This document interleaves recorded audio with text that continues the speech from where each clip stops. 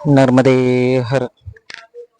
सकाळचे 6 वाजता उठलो, कारण काल कोजागिरी पौर्णिमेनिमित्त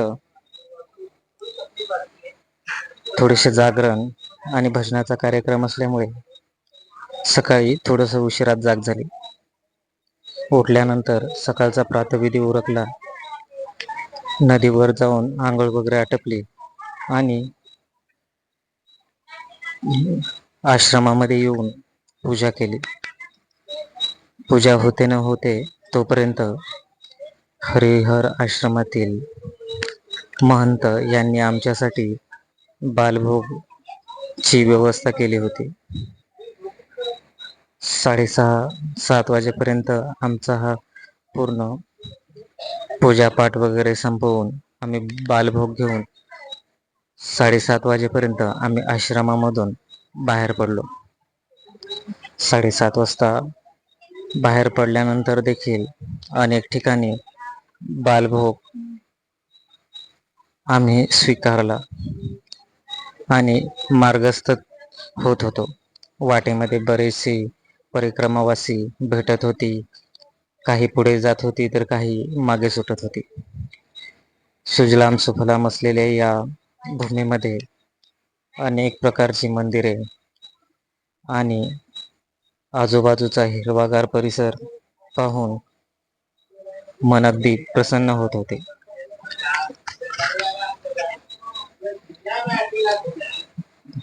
ओढ होती ती फक्त मैयाच्या दर्शनाची, कारण आम्ही मैयापासून थोड्या अंतरावर होतो.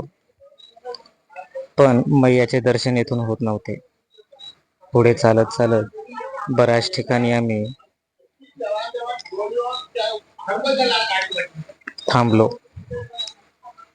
कारण ऊन नेहमीप्रमाणेच होते. सोबतीला आता काल रात्री ओळख झालेले किरण महाराज आणि अभिषेक महाराज हेही होते. येथे थांबल्यानंतर आम्ही अभंगाचा 4 ओव्या त्यांच्याकडून गाऊन घेतल्या, त्या पुढील प्रमाणे. नाही तळमळा, नाही तळमळा, दुःखलेश दुःखलेश, संताचिया गावी प्रेमाचा सुकाळ, संताचिया गावी प्रेमाचा सुकाळ, तेथे मी राहीन होऊनी याचक, तेथे मी राहीन होऊनी याचक, घालतील भिका. हा अभंग पूर्णतः 7 ते 8 मिनिटाचा असल्यामुळे आपण तो वेगळ्या व्हिडिओमध्ये देखील अपलोड केलेला आहे. आपण तो तेथे पाहू शकता आणि त्यांचा गोड आवाजात हा गोडवा अनुभवू शकता. अभंग घेतल्यानंतर आम्ही पुढे चालत चालत पुढे सरकत होतो. आजचा आमचा परिक्रमेचा 4था दिवस होता. प्रत्येक जण थोड्या थोड्या अंतरावर चालत होतो. मुखामध्ये प्रत्येकाच्या मनात मैयाचा जप चालू होता. सोबत जरी असलो तरी कोणी कोणाशी बोलत नव्हते. प्रत्येक जण व्यस्त होता तो हरिनाम गाण्यात आणि नर्मदा मैयाचा जप करण्यात. बऱ्याच ठिकाणी अशी डोंगर कपारे तर कधी नाले येत होते. आम्ही चालत होतो. आता आम्ही बरेच महाराज लहान मुलांना चॉकलेट वगैरे देण्यात, वाटेत येणाऱ्या बालकांना वाटत होते. त्यांच्या चेहऱ्यावरील आनंद पाहून आम्हालाही आनंद होत होता. आणि ज्या क्षणाची आम्ही वाट पाहत होतो त्या गावामध्ये आम्ही पोहोचलो होतो. ते म्हणजे सियाराम बाबा यांचे आश्रमस्थान ग्रामभट्यान येथे हे होते. आम्ही येथे पोहोचलो तेव्हा दुपारचे साधारण 11:30 वाजले होते. इथे मठामध्ये पोहोचून थोडा वेळ विश्रांती घेऊन आणि दुपारचे भोजन उरकून आम्ही घाटावरती आलो ते बाबांच्या दर्शन घेण्यासाठी.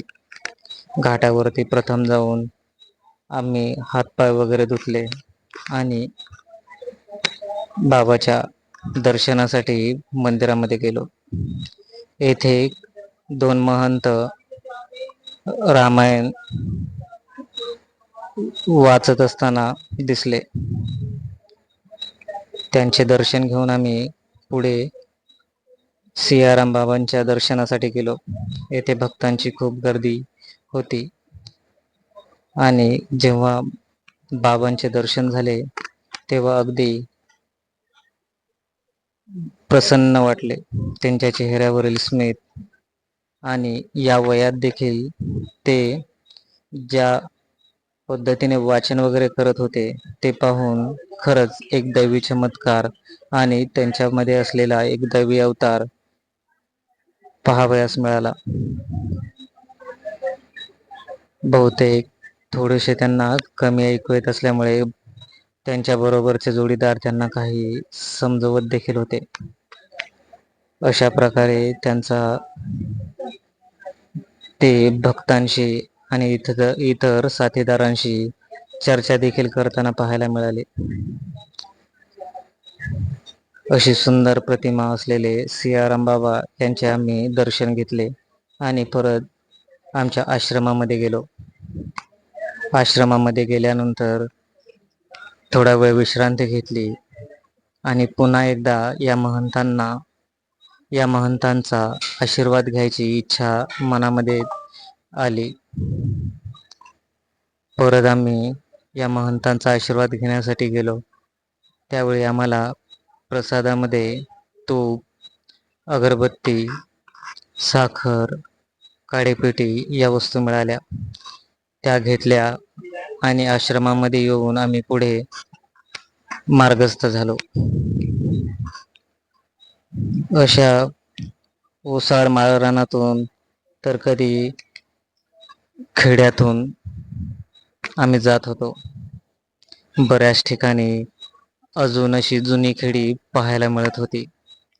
खूप आनंद होत होता कारण अशी खेडी आपल्या नजरेआड होत होती. आधुनिकीकरणाच्या या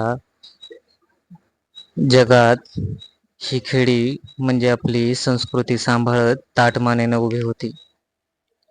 मग काही ठिकाणी नाल्यांवरती अशा लोखंडी गजाने तयार केलेले पूलही होते. ते पूल पार करत करत नदी नाले ओलांडून आम्ही आमच्या पुढच्या मुक्कामाच्या ठिकाणी पोहोचत होतो. प्रत्येक गावामध्ये अजूनही तो ग्रामजीवनाचा गोडवा कायम होता. तो पाहून खरंच नवल वाटावे असे होते. तसे पाहायला गेले तर आधुनिकीकरणापासून ही मंडळी अजूनही 20-30 वर्ष मागे असल्याचे दिसत होते, परंतु सुख आणि समृद्धीमध्ये आपल्यापेक्षा नक्कीच ती 50 ते 60 वर्ष पुढे होती. कारण त्यांचा भाव, त्यांची असलेली भक्ती हे शब्दात वर्णन करण्याच्या पलीकडे होते. प्रत्येक गावामध्ये नर्मदे हरची हाक जणू काही आपल्याला संस्कृतीचे दर्शनच घडवत होते. हे पार करत करत आम्ही पुढे सरकत होतो. एक एक पाऊल आम्ही आमच्या परिक्रमेचे टाकत होतो. एका ठिकाणी मनसोक्त वाहणारी नदी देखील आम्हाला मिळाली आणि त्या नदीमध्ये थोडा वेळ विश्रांती घेऊन या छोट्याशा नदीमध्ये आम्ही बराच वेळ या नदीचा गोडवा पायांना देत होतो. हातपाय धुतले आणि थोडासा शीण नाहीसा झाला होता. पुढे माळरानाने आम्ही पुढे सरकत होतो. या नदीवर असलेला एक छोटासा धबधबा आणि आजूबाजूचे वातावरण अगदी प्रसन्न करणारे होते. यामध्ये एक गोष्ट प्रकर्षाने जाणवत होती. एवढ्या माळरानावरती कोणी आम्हाला पत्ता सांगणारे नव्हते, परंतु प्रत्येक ठिकाणी आपणास जर निदर्शनास आले असेल तर एक चुनरी टाईप कपडा कुठे ना कुठे लटकवलेला होता, म्हणजे ही परिक्रमा वासियांची जाण्याची वाट आहे अशी दर्शवित होते. या पाण्यामध्ये थोडा वेळ पाय बुडवून बसलो. काही मंडळींनी कपडे धुण्यासही सुरुवात केली होती. विश्रांती घेत होतो आणि पुढे सरकत होतो. आम्ही येथे फोटो वगैरे काढले.